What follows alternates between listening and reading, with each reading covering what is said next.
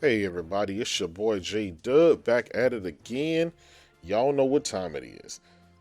Another video, and today the topic is going to be about the fake outrage. Yes, yes, yes, the fake outrage that was and persisted all last week.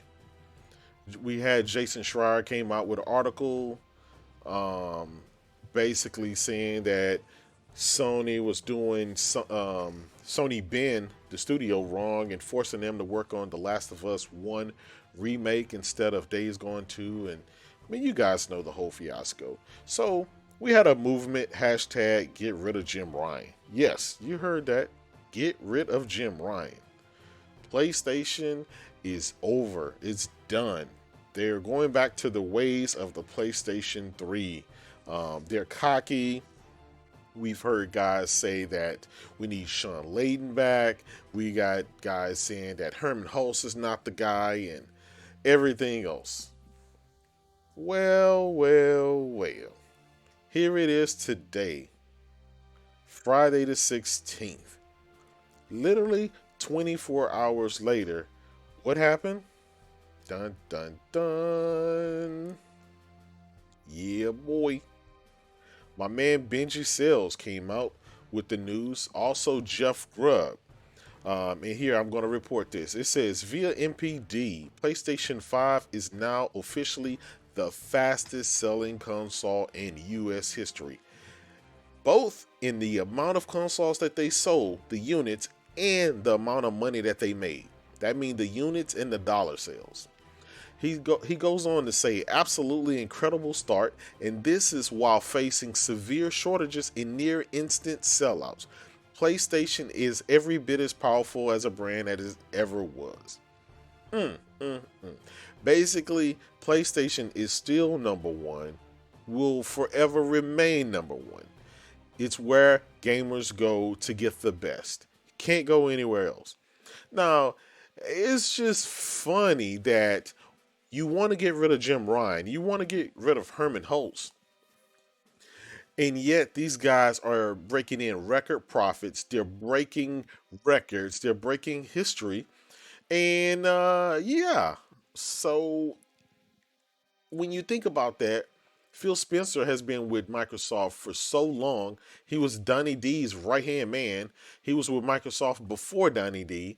Um, and this guy has 8 years on record as the leader of the Xbox. And what happened? We're still giving him, we're still making up excuses.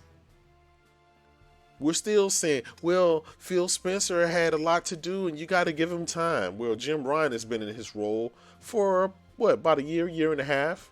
And what does he do? He launches a PlayStation 5 console. That's obviously breaking records, right? He's making more money for the corporation as is ever been in the history of the company. He's doubling down on AAA games. Uh, he moved Yoshida over to work on indie games. They're giving you PlayStation VR 2. They're dominating under every matrix possible. Yet guys were calling for their heads last week. Now let's scroll up a little bit. There is a little bit more news that I wanted to talk about, right? Okay. Bing, bing, bing. Oh, what's this? What's this? Bam. Benji sells again, along with Jeff Grubb. Spider-Man Miles Morales has outsold both The Last of Us 2, mind you, The Last of Us Part 2 is the highest awarded game ever in history. In history. So Spider-Man Miles Morales has not only outsold The Last of Us Part 2, but also Ghost of Tsushima in lifetime sales in the United States, despite launching months later. That means those games launched last May and last June, as I recall. And Spider-Man Miles Morales just launched in November, and it was able to surpass those. That is crazy. That is crazy. And according to Benji Sales, his previous statements was that a lot of people were waiting for a PlayStation 5 before they bought Miles Morales. So no, the bulk of these sales are not on PlayStation 4, they're on PlayStation 5.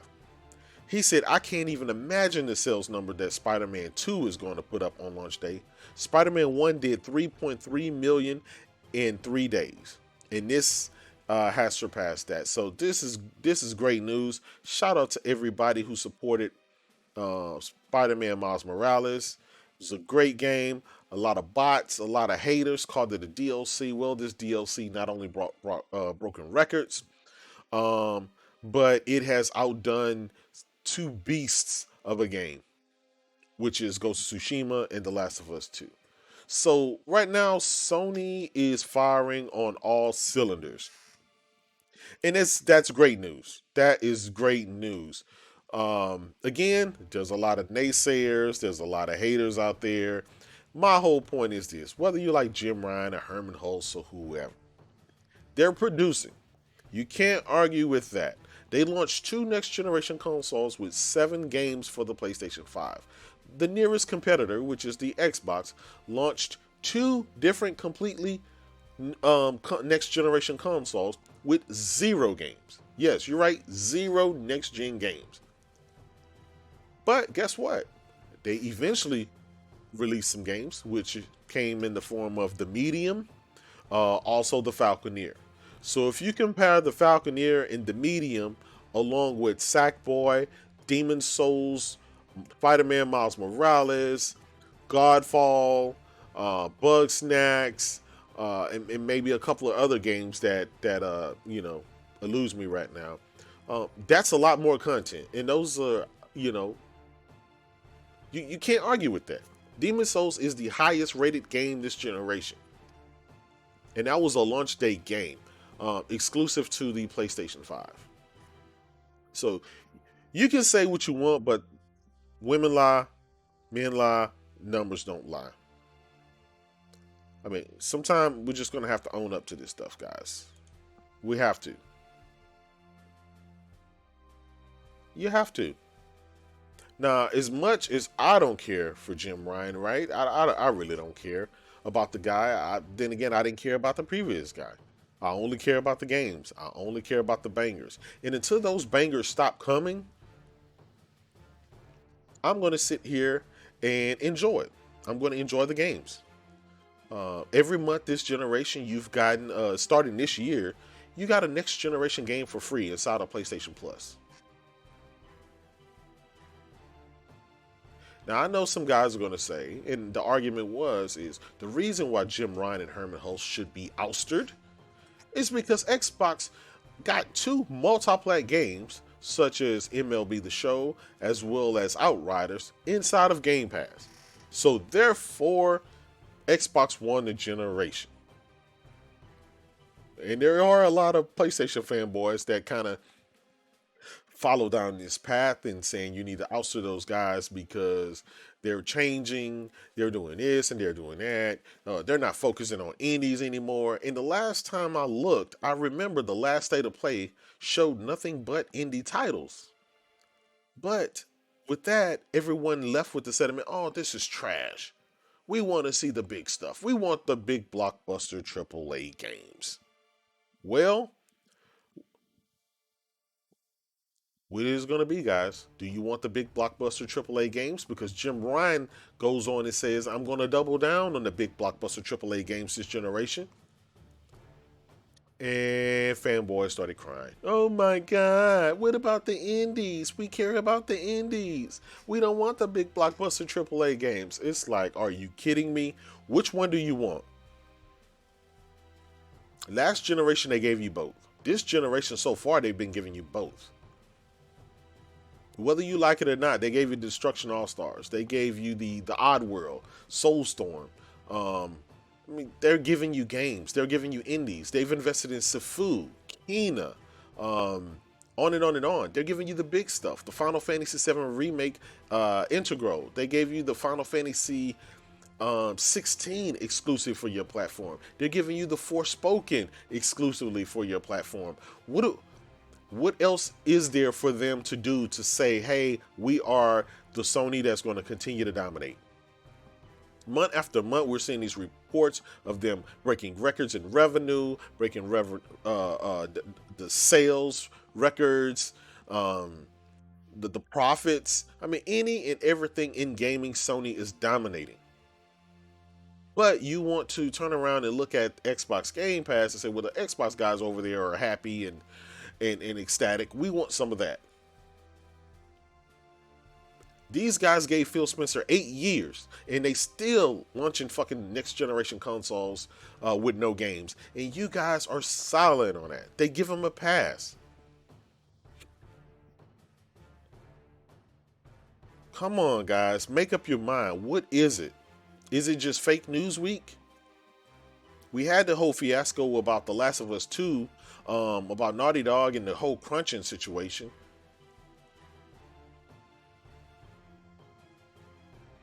We had reports on that from Jason Schreier. Oh yeah, all these devs they're just distraught. They're gonna leave Naughty Dog as soon as this game drops. And what happened? The game drops.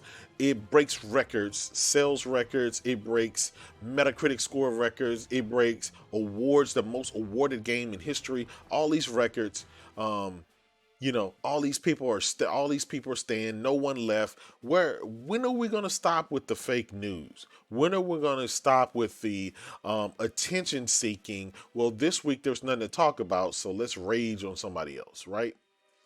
And we fall for it every time. We fall for it every time.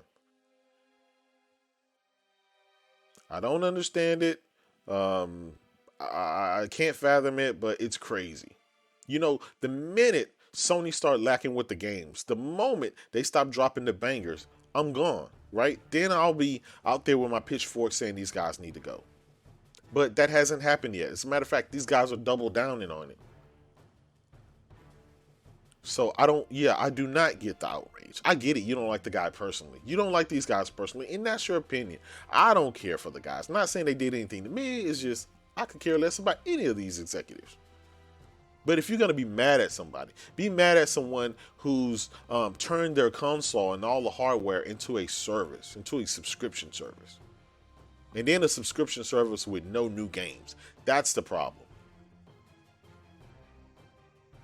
So it's almost like gamers want to award the guy that didn't do anything, but the guys that are breaking records and offering you the best gaming experience, the next generation controllers, the next generation, everything else, um, you know, you guys don't want that.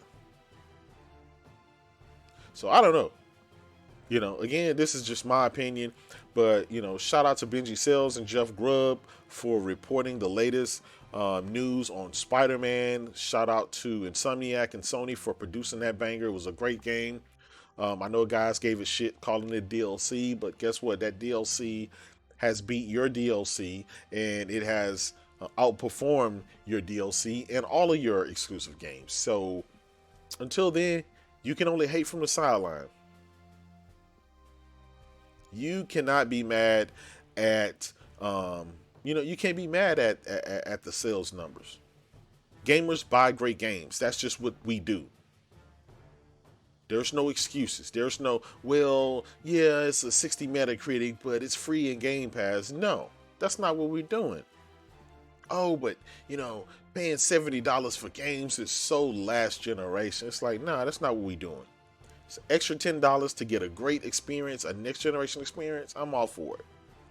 There's a lot of dudes spend $70 on Madden and didn't blink an eye.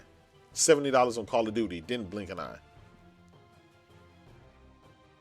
So yeah, we need to stop getting coerced or stop falling into that trap where Sony needs to follow Microsoft's footsteps. Because if I heard, Xbox has been last place in gaming generally. It's been last place for the last 8 years, and that hasn't changed yet. Anyway, it's your boy J Dub. I had to go on a little mini rant and just kind of update you guys on what's going on out here in the gaming streets. If you guys can hit that like, subscribe button if you hadn't already. Check me on Twitter at JDubCity16. I'm trying to keep you guys laughing with all the gifs and the memes. You know what I mean? Anyway, I am out. Peace.